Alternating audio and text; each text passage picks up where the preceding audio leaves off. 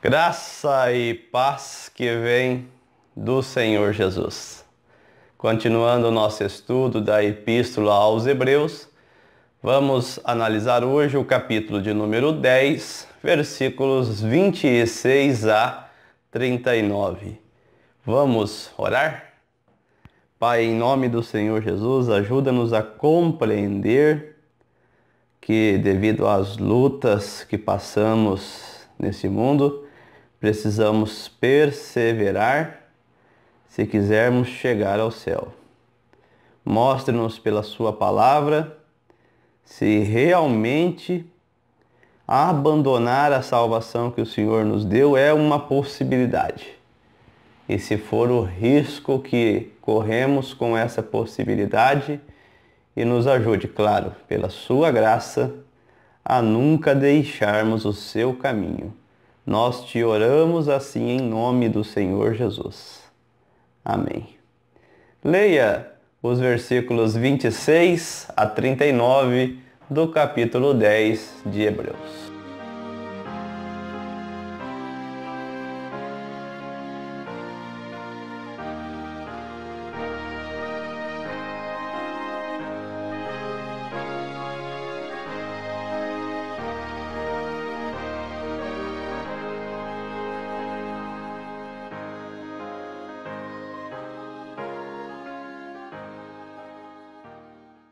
O objetivo desse estudo: devemos perseverar para alcançar a promessa de Deus.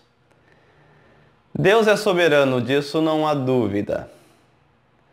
A teologia calvinista é um dos seus 5 pontos, a famosa tulipe, um acróstico em inglês, coloca como um dos pontos a perseverança dos santos. Portanto, todo aquele que Deus elegeu, ele persevera devido ao resultado da eleição. Também nesse sentido, se qualquer pessoa que se considera cristã abandona a fé, ela é tida como quem nunca realmente creu.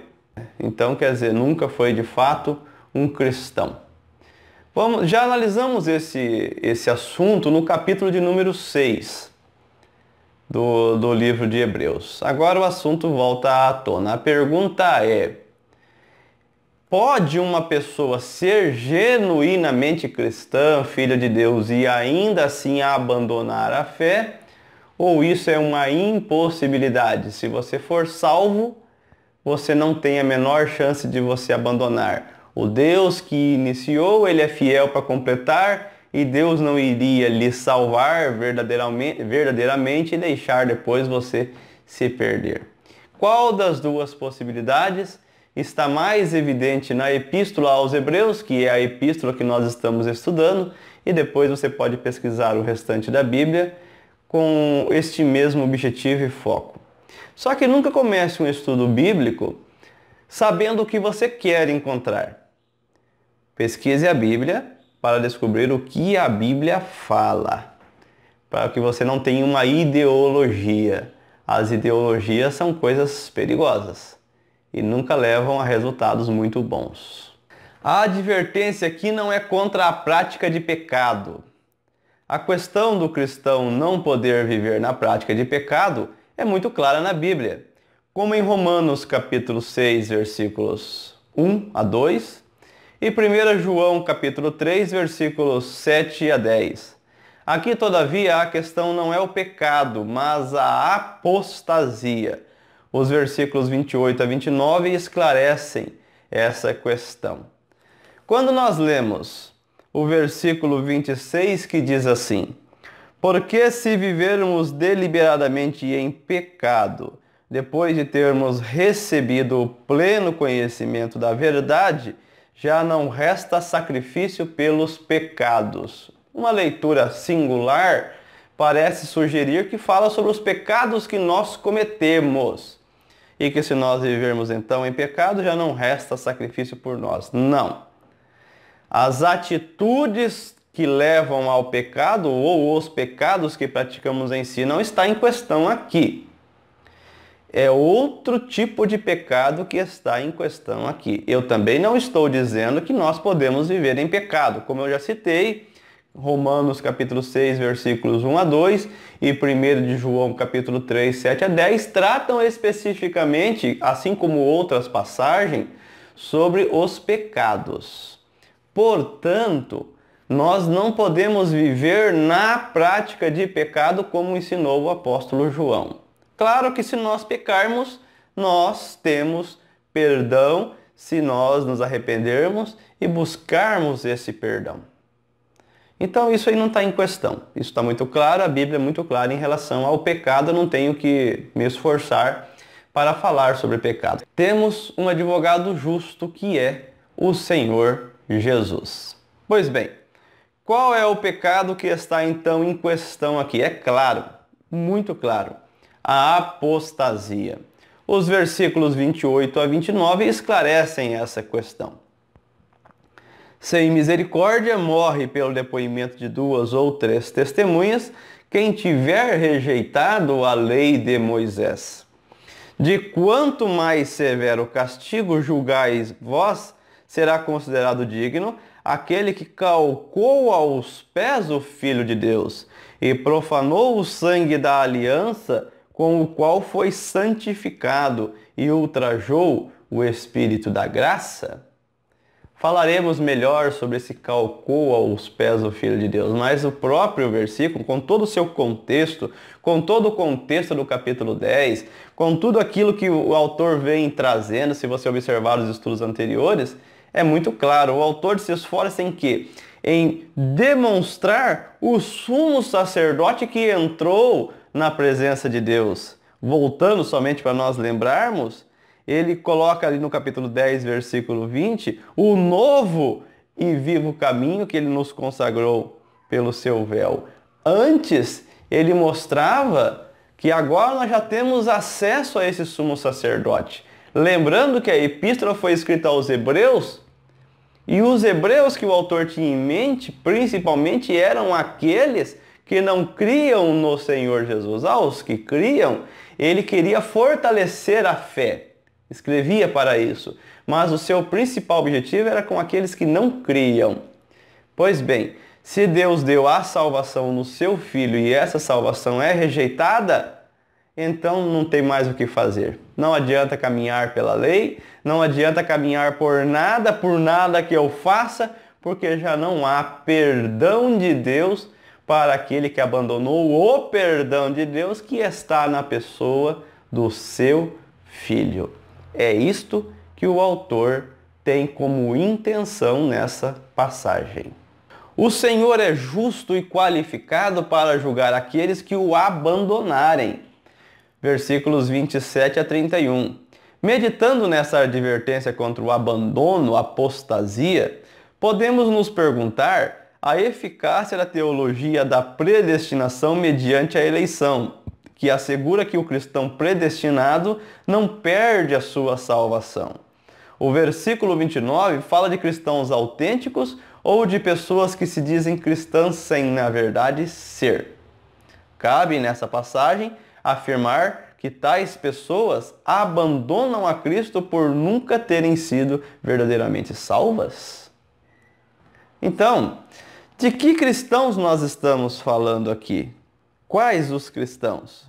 Se nós analisarmos com cuidado o versículo 29, nós lemos assim: de quanto mais severo castigo julgais, vós será considerado digno aquele que calcou aos pés o Filho de Deus e profanou o sangue da aliança com o qual foi santificado e ultrajou o Espírito da graça? Pera lá.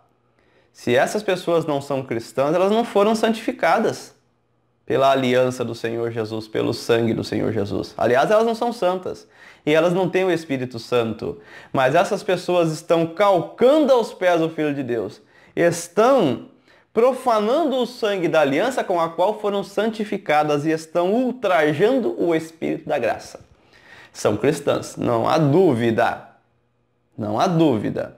Assim como o capítulo 6 fala sobre cristãos que estavam abandonando o cristianismo devido à perseguição dos judeus e estavam retornando ao judaísmo, o mesmo assunto retorna ao capítulo 10. O autor tem as mesmas pessoas em mente. Então, a pergunta retorna: é possível, uma vez salvo, você permanecer nessa salvação independente da sua vontade? É impossível que cristãos autenticamente genuínos nunca mais abandonem o seu Salvador, o Senhor Jesus? Eu estou perguntando com base no texto e na intenção do autor. Essa mesma entonação acerca desses cristãos autênticos e genuínos que abandonaram ao Senhor já foi analisada no capítulo 6. No versículo 29, o autor pergunta sobre o castigo que merece aquele que calcou aos pés o Filho de Deus e profanou o sangue da aliança com o qual foi santificado. Calcar é a tradução do grego rapatateo e significa tratar com rispidez e desprezo, rejeitar, tratar com negligência insultante. Profanar tem o sentido de considerar impuro. Logo, o perigo descrito aqui é considerar impuro o sangue da aliança e tratar com desprezo, escárnio, negligência o Filho de Deus. A pergunta retorna: os cristãos enquadrados no versículo 29, que foram santificados com o sangue da aliança, podem ser descritos como quem nunca foram salvos de verdade? Podem ser considerados como mero frequentadores de denominação que nunca tiveram a real experiência do novo nascimento? Podem. Quem não nascer de novo não verá o reino de Deus. Essas pessoas nunca nasceram de novo, elas foram santificadas com o sangue da aliança, receberam o Espírito Santo, mas elas não nasceram de novo? Isso é possível? Não, isso não é possível. Mesmo assim, elas estavam considerando impuro o sangue do Senhor Jesus. Ainda que elas não considerassem isso com suas palavras, mas é o que elas estavam fazendo. Elas estavam trocando a salvação de Deus por qualquer coisa. Aí pode ser por aceitação social, por ausência de perseguição, pelo que for. Elas estavam trocando e assim considerando impuro ao Senhor Jesus. Estavam negligenciando ao Senhor Jesus, ultrajando o Espírito da graça. E é por essa razão que este estudo tem o objetivo de falar sobre persistir, perseverar para alcançar a promessa dentro da própria intenção do autor. Devemos manter nossa confiança em Deus e perseverar na fé. Lutas e sofrimentos podem aparecer no caminho do cristão, versículo 32, e isso servirá para provar sua fé. Deus não nos livra de passar por isso.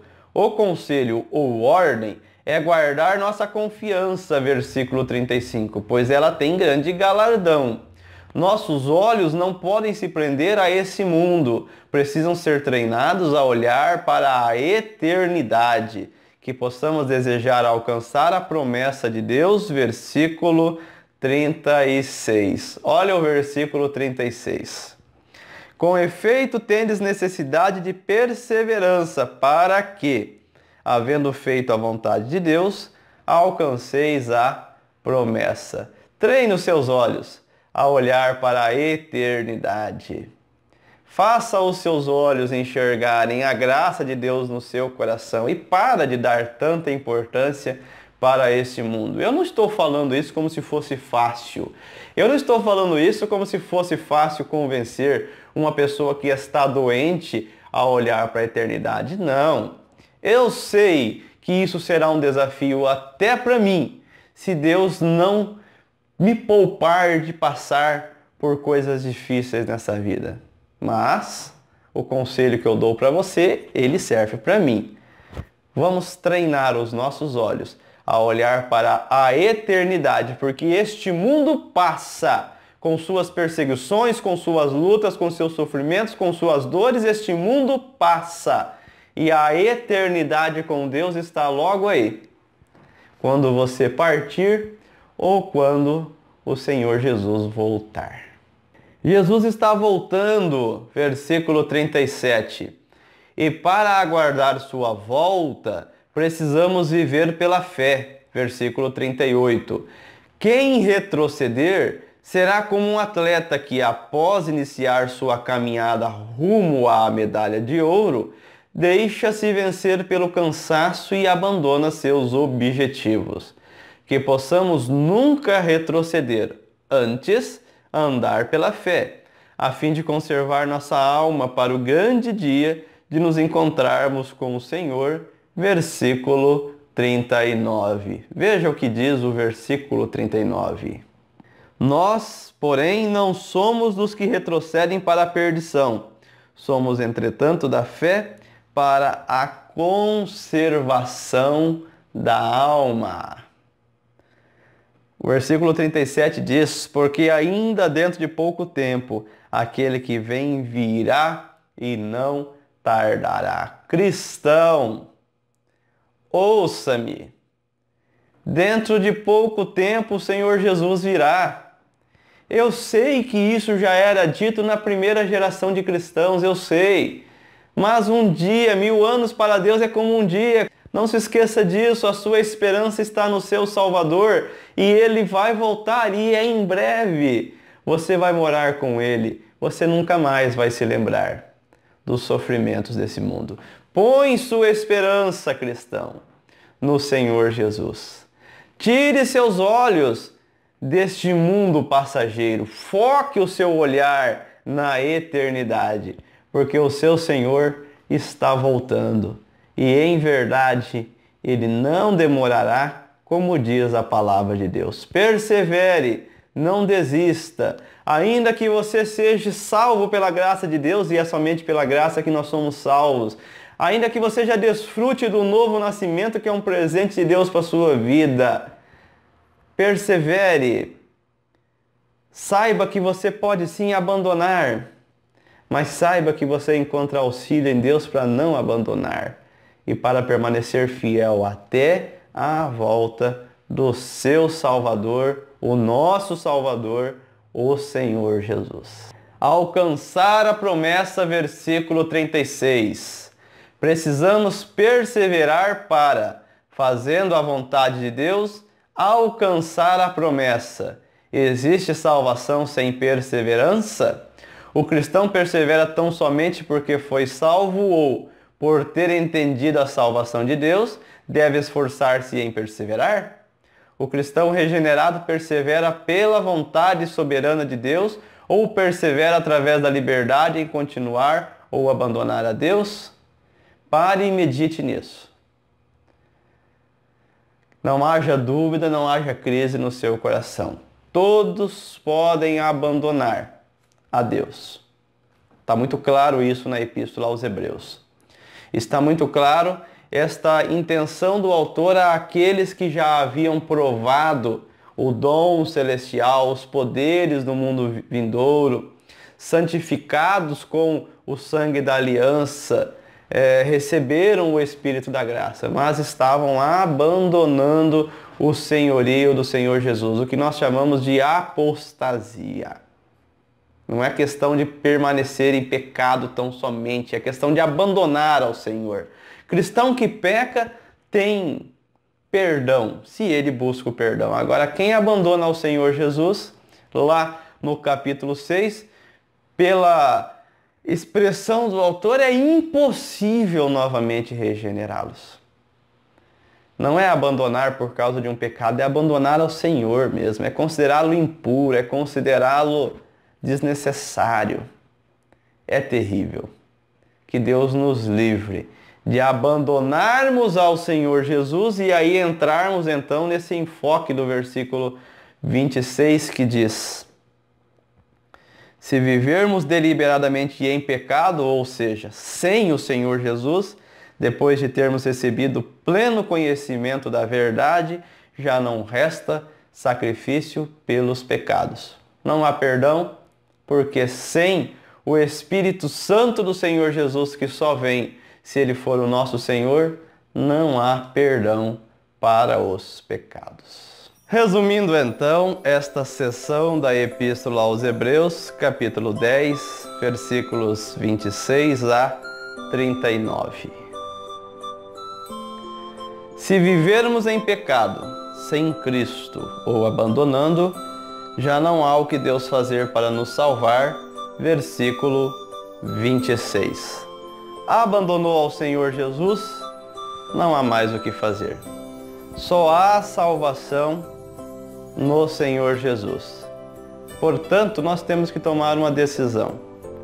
Vale mais a pena colocarmos os nossos olhos nesse mundo ou rendermos em adoração a Deus por ter nos dado o Senhor Jesus como nossa salvação. Pelo que nós estamos estudando, é possível sim abandonar ao Senhor Jesus a salvação de Deus por aquilo que nós estamos estudando, a intenção do autor quando escreveu aos Hebreus.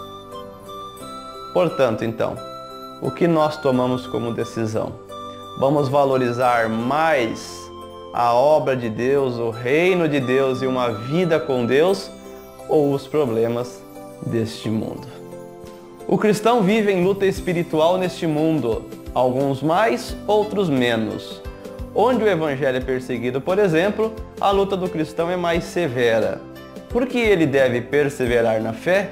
O versículo 36 explica: tendo feito a vontade de Deus, alcançar a promessa. Você quer alcançar a promessa? Aquela promessa que Deus fez um dia a Abraão, que no seu descendente, ali eu falo de Gênesis 12, ele abençoaria todas as famílias da terra.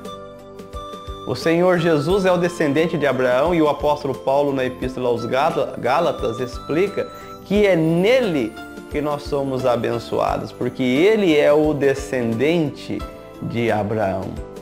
Então, Deus planejou o céu para nós, planejou a nossa morada no céu, e é tão somente pelo sacrifício do Senhor Jesus que nós podemos ir lá morar. Você vai fazer o quê? Vai receber essa salvação que vem de Deus, ou você vai abandonar devido às pressões desse mundo que é governado pelo anticristo, embora seja uma criação de Deus. Satanás, quando tentava o Senhor Jesus no deserto, ele foi claro: tudo isto é meu e eu te dou. Porque Adão entregou o governo que era seu ao diabo. O Senhor Jesus tomou as chaves da morte do inferno, mas ainda não concluiu plenamente a sua obra nesse sentido de derrotar ao diabo de vez. Só que isso já está anunciado no Apocalipse, o dia em que o Senhor Jesus tratará com ele. Até lá, ele continua oprimindo os filhos de Deus aqui na terra.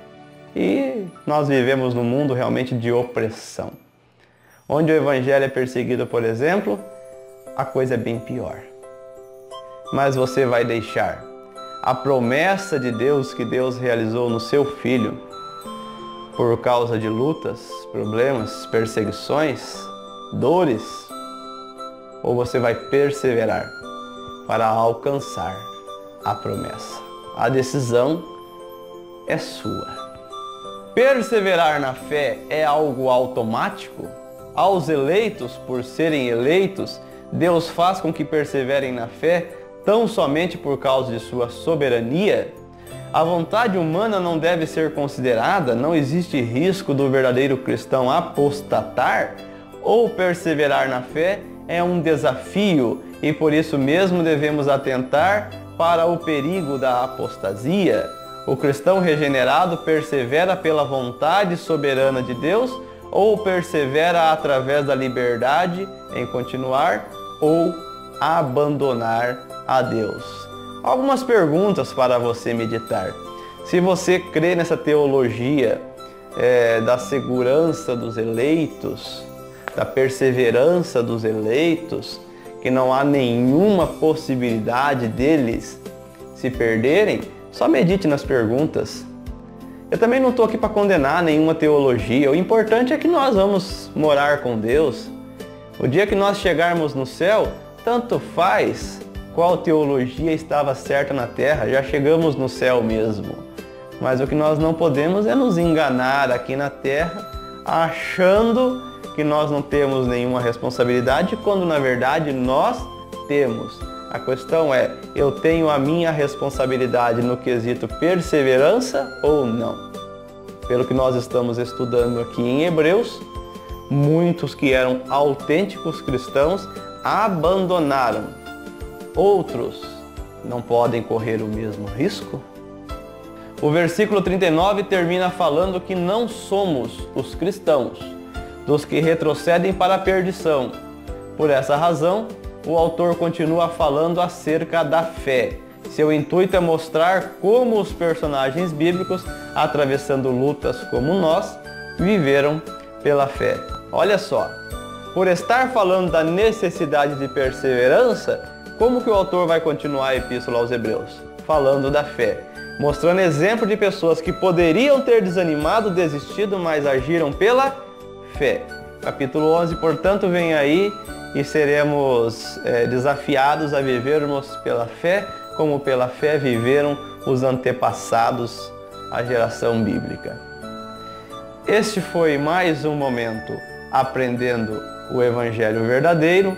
Eu sou Mário Biolada. Aguardo você então para, a partir do capítulo 11, meditarmos nesta vida pela fé, nesta perseverança pela fé que deve viver o cristão. Que a graça e a paz de nosso Senhor Jesus Cristo esteja com você e que você tenha perseverança no seu coração para alcançar a promessa de Deus.